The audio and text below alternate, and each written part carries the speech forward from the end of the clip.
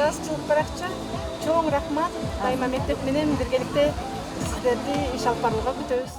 Каракол шаарындагы Борбордук аянтта КТП чогултуу акциясы өткөрүлдү. Анда шаардагы 12 муниципалдык мектеп, жеке менчик мектептер жана 2 облустук деңгээлдеги мектептер катышышты. Учурда Каракол шаарындагы мектептер 75% китептер менен камсыздалган. Калган жетишсиз китептерди ата-энелер өздөрү балдарына камсыздап бергенге аргасыз.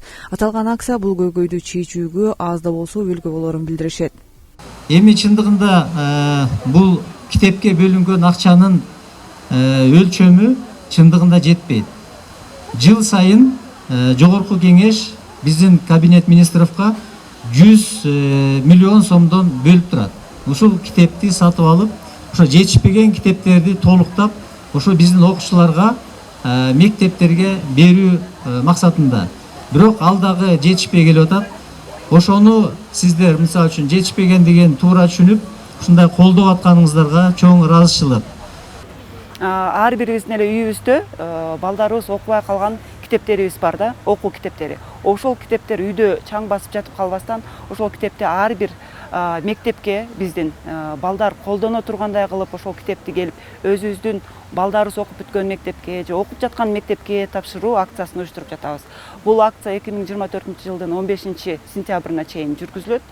Каалоочу ата-эне, каалоочу Каракол шаарынын тургундары өткөрөм десе, ошол китептерди биздин өзүбүздүн мектептерге келип китепканачыларга өткөрүп берсе болот.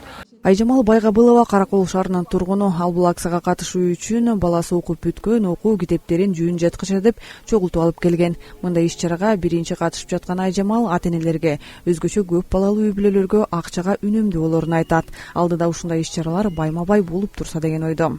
Бул акцияны биз мектепте группаларыбыз бар.